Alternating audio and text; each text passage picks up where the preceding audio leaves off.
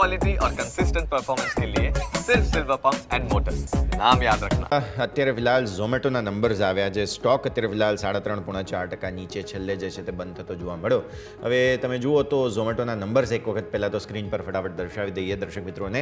પરિણામોમાં નફો 57% ઘટીને પહેલાં તો 59 કરોડ રૂપિયા આવ્યો. એટલે પરિણામોની સૌથી પહેલી નકારાત્મકતા આ.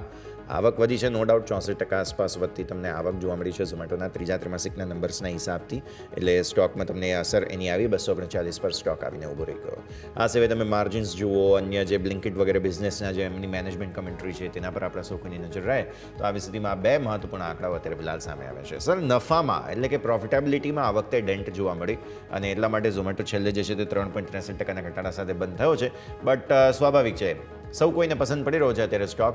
અને હવે જ્યારે ઘટાડો આવ્યો છે, આવતીકાલ માટે ખરીદદારીની સલાહ રહેશે અહીંયા દિમેશ? જે પ્રમાણે ઝોમેટોના પરિણામો યસ હું જોઈ રહ્યો છું ને જે પ્રમાણે બ્રેકઅપ આપ્યું છે, આઈ થિંક ક્યાંક ને ક્યાંક કોમ્પિટિશન અત્યારે આપણે બ્લિંકિટ અત્યાર સુધી માર્કેટમાં એક લીડરશિપ પોઝિશનમાં હતું ને ઘણા બધા ઓર્ડર્સ મળતા હતા. હવે એની પાછળ જે છે સ્વિગીએ ક્વિક ડિલિવરી ચાલુ કરી છે, ક્વિક કોમર્સ.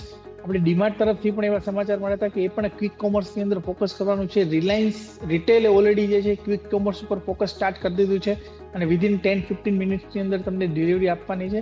તો હવે જ્યારે ડીમાર્ટ ને રિલાયન્સ જેવા પ્લેયર કે જેની પાસે ઓલરેડી એક સ્ટોરનું સેટઅપ લઈને બેઠા છે અને જેની પાસે ઓલરેડી જે સ્ટોક આવી રહ્યો છે કે લોઅર લેવલ ઉપર આવી રહ્યો છે, કદાચ વધારે બેટર ડિસ્કાઉન્ટ આપી શકશે વધારે ક્વિક ટાઈમની અંદર. તો હું માનું છું કે જે રિઝલ્ટ્સ જે અત્યારે આવી રહ્યા છે એ ક્લિયરલી ઇન્ડિકેટ કરે છે કે કોમ્પિટિશન સ્ટીફ થઈ રહી છે ને એની હિસાબે પ્રોફિટેબિલિટી ઉપર જે છે ને એક સીધી ઇમ્પેક્ટ જોવા મળી રહી છે. મારું માનવું છે કે અત્યારે આ સેગમેન્ટ ઓલરેડી વેલ્યુએશન ઘણા બધા positive news already factor in થઈ ગયા છે અને હવે આગળ જતા જે છે આપણે થોડું સાઇડવે મુવમેન્ટ જોવા મળે. એટલે ફ્રેશ એન્ટ્રી લેવાની સલાહ નથી. જો કોઈ નીચે લેવલથી લીધા હોય જરૂરથી આ પરિણામ બાદ મારું માનવું છે કે એક વખત પ્રોફિટ બુક જરૂરથી કરવું જોઈએ. સ્ટોકની અંદર નીચેની તરફ કરેક્શન જોવા મળી શકે છે. ક્લિયરલી થોડા કરેક્શનના એન્ટિસિપેશન્સ તમારે અહીંયાથી ખાસ રાખવા જોઈએ, નજર ધરાવીશું.